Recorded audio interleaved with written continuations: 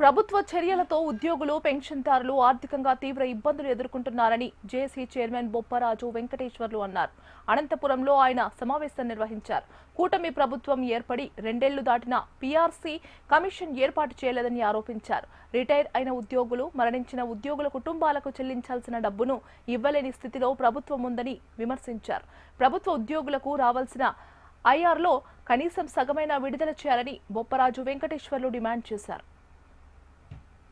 సుమారుగా ఈ రాష్ట్రంలో చనిపోయిన రిటైర్ అయిన ఉద్యోగులకు రావాల్సిన బకాయిలే 10,000 కోట్ల దాకా ఉంది. ఆలోచించండి, ప్రజలకు కూడా ఇవన్నీ తెలియాలి. మేమేదో గొంతెమ్మ కోరికలు మా జీతాలు పెంచాలనుకున్నారేమో. ఇవన్నీ చట్టబద్ధంగా రావాల్సినవి. మా పీఆర్సీ అయినా, మా ఐఆర్ అయినా, మా బకాయిలైనా. కాబట్టి దయచేసి ప్రభుత్వం మేమేదైతే చనిపోయినటువంటి రిటైర్ అయిన ఉద్యోగులకి మేము న్యాయంగా అడుగుతున్నాం, అన్యాయంగా అడగలేదు. వాళ్ళకన్నా ముందు చెల్లించండి. మేము సర్వీసులో ఉన్నాళ్ళం, పర్వాలేదు 2 రోజులు అనుకుంటాం. కానీ ఈరోజు రిటైర్ అయినటువంటి ఉద్యోగిని సాంప్రదాయం ఏముంది, చట్టాలు ఏం చెప్తున్నాయి? రిటైర్ అయిన ఉద్యోగిని అదే రోజు వాళ్ళ బెనిఫిట్స్ అని చేతికి ఇచ్చి వాళ్ళని సన్మానం చేసి ఒక వాహనంలో కూర్చోబెట్టి ఇంటికి సాగనంపాలన్నారు.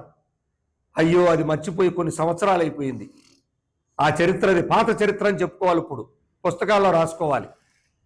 ఇప్పుడు చరిత్ర ఏంటంటే, రిటైర్ అయిన ఉద్యోగి అన్నమో రామచంద్ర అంటూ సంవత్సరాల తరబడి కార్యాలయాల చుట్టూ తిరుగుతూ నాకు డబ్బులు ఎప్పుడు ఇస్తారో, ఇవ్వరో, ఇవ్వకుండానే చనిపోయినటువంటి చరిత్రలు కూడా అనేక ఉన్నాయి. 3 ఏళ్లగా డబ్బు కూడా తీసుకోలేదు, చనిపోయారు.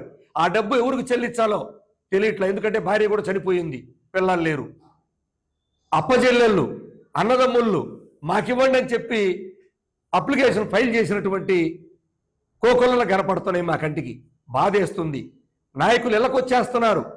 చనిపోయిన వాళ్ళ బిడ్డలు, రిటైర్ అయిన ఉద్యోగులు ఇంటికి వచ్చి, సార్ మీరు నాయకులంట కదా, మా డబ్బులు ఎప్పుడు ఇప్పిస్తారు సార్, మా పిల్లలు మమ్మల్ని దగ్గర రానిట్లేదు సార్ అంటే ఆ దీనస్థితిని మేము తట్టుకోలేకపోతున్నాం.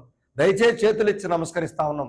ప్రభుత్వ పెద్దలు కలగజేసుకొని ఎట్టి పరిస్థితుల్లో ఆ చనిపోయిన రిటైర్ అయినటువంటి ఉద్యోగుల బకాయిలు ఒక్కసారిగా తీర్చేటువంటి మరి కార్యక్రమాన్ని చేపట్టమని మీ ద్వారా